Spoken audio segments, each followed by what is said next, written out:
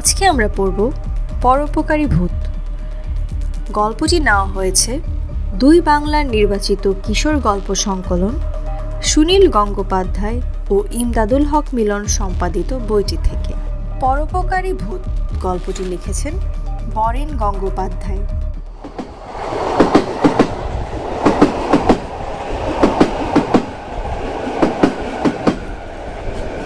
গাড়ি 6 ঘন্টা লেট, অর্থাৎ কিনা সন্ধে 7টার সময় যেখানে নামার কথা সেখানে নামতে হলো রাত 1টায়।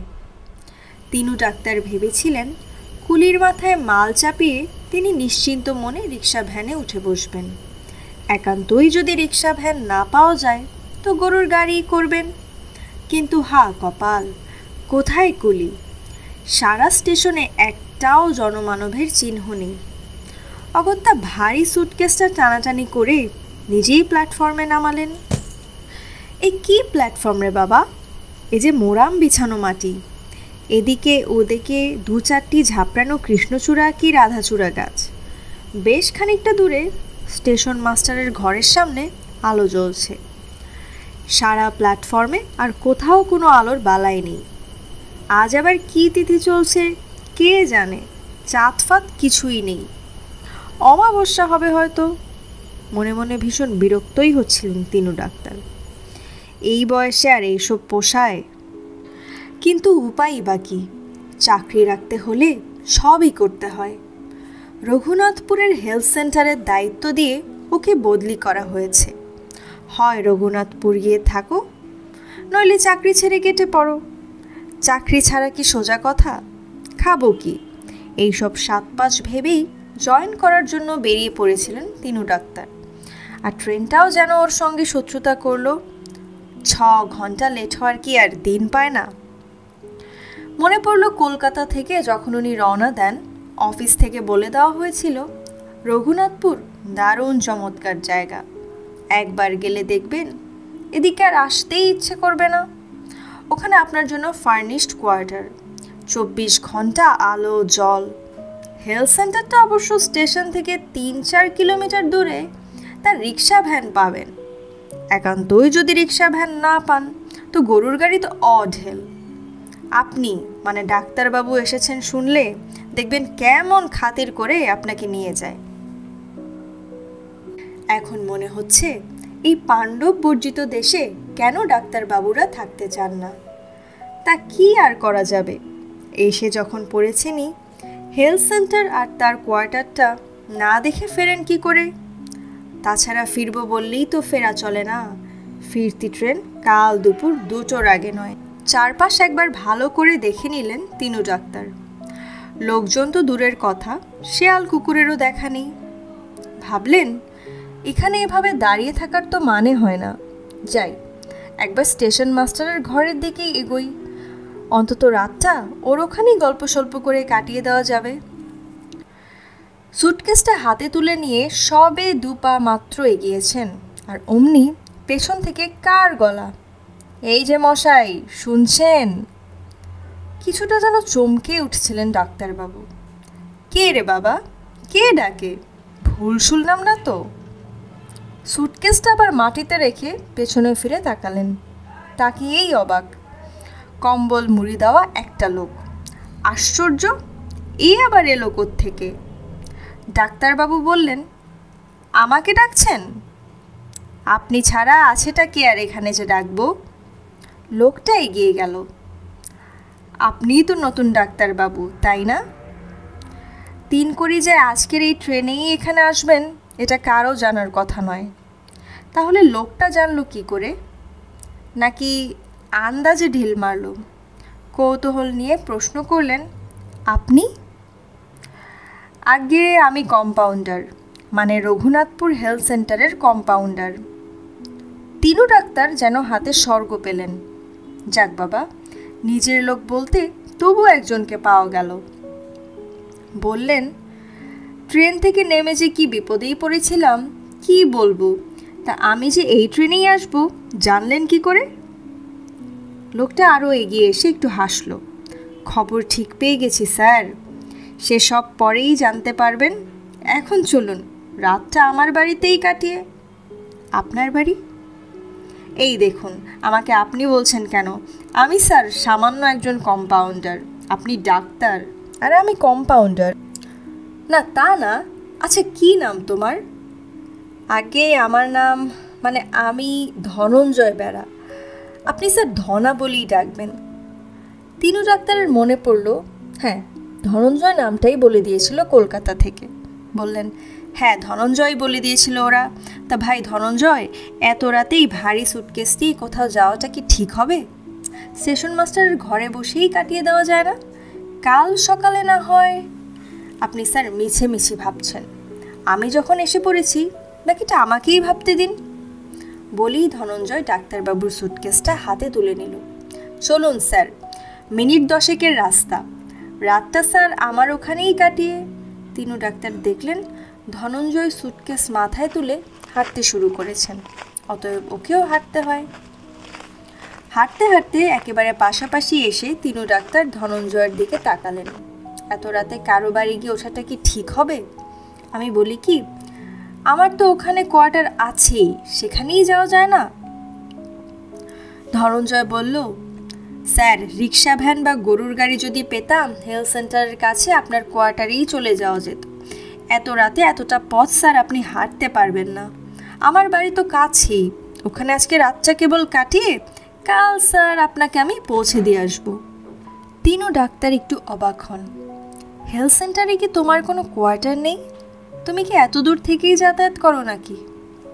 না স্যার, কোয়ার্টার থাকবে না কেন? আছে, তবে আমি তো এদিককারই ছেলে, আমার আদি বাড়িও এখানে। আপনি চলুন না স্যার, গেলেই সব দেখতে পারবেন। আবার দুজনে হাঁটতে থাকে। কাঁচা মাটির রাস্তা, দুপাশে ধান জমি, আবার কখনো সখনো বিরাট বিরাট গাছ। গাছের ছায়ার নিচ দিয়ে হাঁটতে কেমন যেন গা ছমছম করে। ধনঞ্জয় বলল, স্যার, ওই যে আমার বাড়ি। গরিবের রাস্তা না স্যার? একটু অবাক হয়ে তাকালেন তিনু ডাক্তার। দূর থেকে বাড়িটাকে কেমন যেন রহস্যময় মনে হচ্ছে, কেমন যেন ভাঙাচোরা দৈন্য দশা। আশ্চর্য, ওখানে কোনো লোক থাকতে পারে নাকি? বললেন, তুমি ছাড়া আর কে কে থাকে ওখানে? তোমার ছেলে মেয়ে, বউ? না স্যার, ওসবের কোনো বালাই নেই, বিয়েই করিনি। বলো কি হে, সংসার না করেই কিভাবে বেঁচে আছো? হ্যাঁ, সেসব স্যার অনেক কথা। রঘুনাথপুর হেলথ সেন্টারে যখন এসেছেন সবই জানতে পারবেন। আসুন, এদিকে এদিকে আসুন। বড় রাস্তা ছেড়ে মাঠের মধ্যে দিয়ে হাঁটতে শুরু করলো ওরা। কি বিশ্রী রাস্তা রে বাবা, এ রাস্তায় কখনো হাঁটা যায়? তোমার বাড়ি অবধি কোনো রাস্তা নেই, তোমরা কি এভাবেই চলাফেরা করো নাকি? না স্যার, শর্টকাট করার জন্য এদিকে যাচ্ছি। রাস্তা ধরে গেলে পথটা অনেকখানি ঘুরতে হতো। আসুন না স্যার, আর একটু তো মাত্র পথ। তিনু ডাক্তার কি আর করেন, ধনঞ্জয়ের পিছন পিছন হাঁটা ছাড়া এখন তার উপায়ও নেই। যতই এগোন বাড়ির চেহারাটাও তত স্পষ্ট হতে থাকে। এ যে একেবারে ভুতুরে বাড়ি রে বাবা, কোন মান্ধাতার আমলের বাড়ি কে জানে? এখানে যে কেউ বাস করতে পারে ভাবাই যায় না। হে ধনঞ্জয়, এই বাড়িতে তুমি একা থাকো, ভয় করে না? আগে ভয় কি, আসলে স্যার পয়সা কড়ির অভাব, বাড়িটা যে সারাই করে নিব তা আর হয়ে ওঠে না। তাছাড়া স্যার আমি একা মানুষ, কোনো রকম একটু মাথা গোজার ঠাঁই হলেই হয়ে যায়। বাড়িটার একদম কাছাকাছি চলে এসেছিল ওরা। তিনু ডাক্তার দেখলেন দেয়াল ফুঁড়ে বট অশ্বত্থ গজিয়ে গেছে। বিশ্বাসই হয় না, এখানে কখনো সখনো ধনঞ্জয় এসে রাত কাটিয়ে যায়। বারান্দা ভর্তি ছাগলের নাদি আর ময়লা। কতদিন যে কেউ এখানে ঝাপটাপ দেয়নি তা দেখলেই বোঝা যায়। আসুন স্যার, গরিবের বাড়িতে একটা রাত কাটিয়ে যাবেন। বারান্দায় উঠে মাথা থেকে সুটকেসটা নামায় ধনঞ্জয়। এ বাড়ি স্যার আজ থেকে কত যুগ আগের তার হিসেব নেই, এখনও অভিশপ্ত বাড়ির মতো হয়ে রয়েছে। তা তো দেখতেই পাচ্ছি। তা এখানে থাকার মতো তোমার কেউ নেই? ধনঞ্জয় একটু হাসলো। থাকবে না কেন স্যার, তবে আমার ভাইটাইরা কেউ আর গ্রামে থাকতে চায় না। চাকরি বাকরি জোগাড় করে সবাই এখন শহরের বাসিন্দা। বলতে বলতে দরজা খোলার জন্য হাত বাড়ায় ধনঞ্জয়, আর সঙ্গে সঙ্গে কেমন একটা মচমচ করে শব্দ। তিনু ডাক্তার হা করে তাকিয়ে থাকেন। সে কি হে, দরজায় তালা লাগিয়ে বেরাওনি? চুরির ভয় নেই? ধনঞ্জয় একটু হাসল। চোর কোন দেশে নেই স্যার, আসলে চোরও জানে এই ঘরে ঢুকে কিছুই পাবে না। যাকগে, আসুন স্যার, একটা মাত্র রাত তো, একটু কষ্ট করে কাটিয়ে দিন, কাল আপনাকে রঘুনাথপুরের কোয়ার্টারে পৌঁছে দেব। ধনঞ্জয় ঘরের ভিতর ঢুকে গেল। তাকিয়ে রইলেন তিনু ডাক্তার। ঘরের ভেতরে জম্পেশ অন্ধকার। যতক্ষণ না আলো জ্বালানো হচ্ছে ততক্ষণ কিছুই বোঝার উপায় নেই। বেশ খানিকক্ষণ কেটে গেল, ধনঞ্জয়ের আর কোনো সাড়া শব্দ নেই। তিনু ডাক্তার ডাকলেন, ও ধনঞ্জয়, কোথায় তুমি? আলোটা জ্বালাও, কিছুই তো দেখতে পাচ্ছি না। ঘরের ভেতর থেকে ধনঞ্জয় উত্তর দিল, আমার কাছে তো দেশলাই নেই স্যার, আপনার কাছে যদি থাকে একটু বার করুন না। দেশলাই? তিনু ডাক্তার বিড়ি সিগারেট খান না যে দেশলাই থাকবে। এই সময় মনে পড়ল সঙ্গে একটা টর্চ নিয়ে বেরোনো উচিত ছিল। কি ভুলই হয়ে গেল তা বলার নয়। আমার কাছেও তো দেশলাই নেই ধনঞ্জয়, কি মুশকিল হলো বলো দেখি। আপনি ঘরে ঢুকুন না স্যার, একটা রাতের তো ব্যাপার, এখানে খাট আছে, শুয়ে পড়ুন, ভোর হতে আর কতটুকুই বা বাকি। তিনু ডাক্তার ঘরে ঢুকলেন। নিরেট অন্ধকার। ঘরের ভেতর কোথায় খাট আর কোথায় কি কিছুই বোঝার উপায় নেই। একটা আলো জোগাড় করা যায় না ধনঞ্জয়? আশেপাশে তোমার জানাশোনা বাড়ি নেই?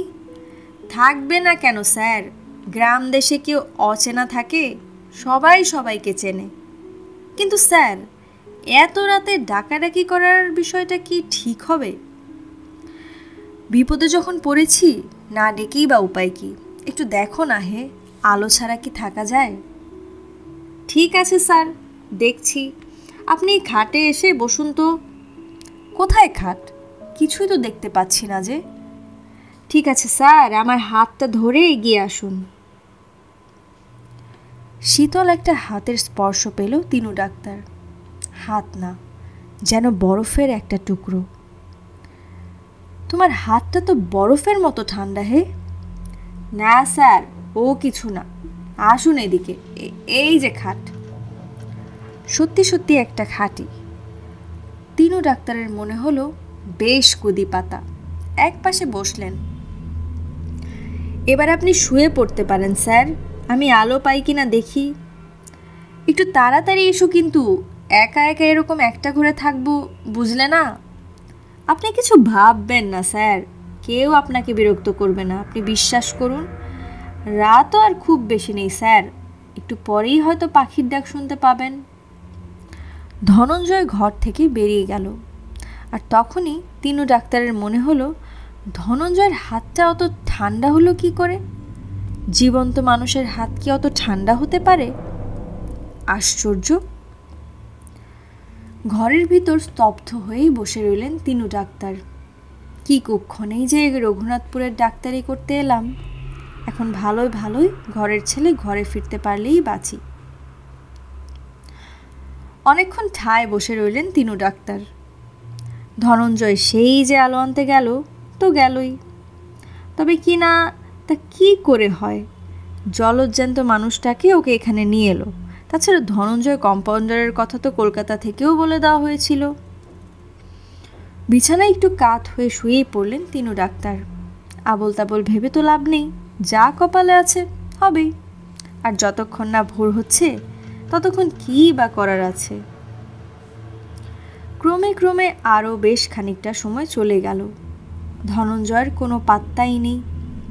তিনু ডাক্তারও নরম বিছানা পেয়ে একসময় ঘুমিয়ে পড়লেন। ঘুম ভাঙল যখন, তখন বেশ বেলা হয়ে গেছে।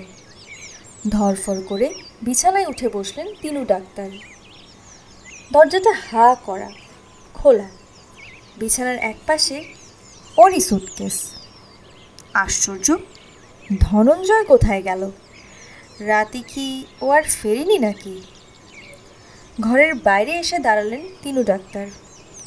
দূরের রাস্তায় গরুর গাড়ি যাচ্ছে, ঝাঁকামোটে মাথায় কিছু কিছু লোকও চলাচল করছে। কি যে করবেন ঠিক বুঝে উঠতে পারলেন না। বাড়িটার চেহারা সত্যিই ভাবা যায় না।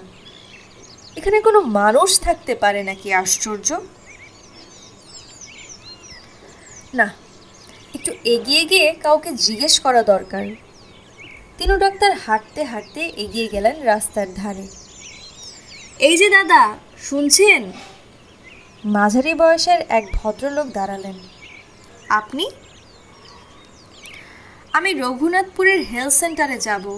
কাল রাত 1টার সময় ট্রেন থেকে নেমেছি। লোকটা কেমন আপাদমস্তক দেখে নেয় তিনু ডাক্তারের। তা এখানে এলেন কি করে? না মানে ধনঞ্জয় কম্পাউন্ডার আমাকে এখানে নিয়ে এলো। ওই যে বাড়িটা দেখছেন, ওখানে আমাকে বিশ্রাম করতে বলে কোথায় যে গেল, আর ওর টিকিই পেলাম না। ধনঞ্জয় কম্পাউন্ডার আপনাকে নিয়ে এসেছে? আপনি গাঁজা টাজা খাননি তো মশাই? আগে আমি 3 করি ডক্টর, হেলথ সেন্টারে বদলি হয়ে এখানে এসেছি। গাঁজা খেয়েছি বলছেন কেন? ধনঞ্জয় কম্পাউন্ডার তো পরশুদিন মারা গেছে, রেলে কাটা পড়ে। হ্যাঁ, একই। সেই ধনঞ্জয় কম্পাউন্ডার আপনাকে এখানে নিয়ে এলো বলছিলেন না, তাই। তিনু ডাক্তারের বুকের ভেতর কেমন কাঁপুনি শুরু হলো ওই সময়। ধনঞ্জয় কম্পাউন্ডার মারা গেছে? কবে মারা গেছে বললেন? পরশু। কিন্তু ও যে কাল আমাকে এখানে নিয়ে এলো। আমার কষ্ট হবে ভেবেই ও আমাকে ও ঘরে রাতে শুতে বলেছিল। লোকটা কেমন হাঁ করে তাকিয়ে রইল তিনু ডাক্তারের দিকে। তিনু ডাক্তারও বুঝে উঠতে পারছিলেন না এ কি করে সম্ভব।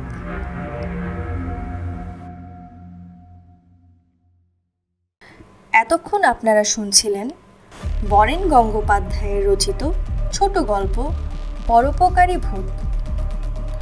বরেন গঙ্গোপাধ্যায় বিক্রমপুর জন্মা একজন বাঙালি সাহিত্যিক ও খ্যাতনামা ছোট গল্প এবং ঔপন্যাসিক।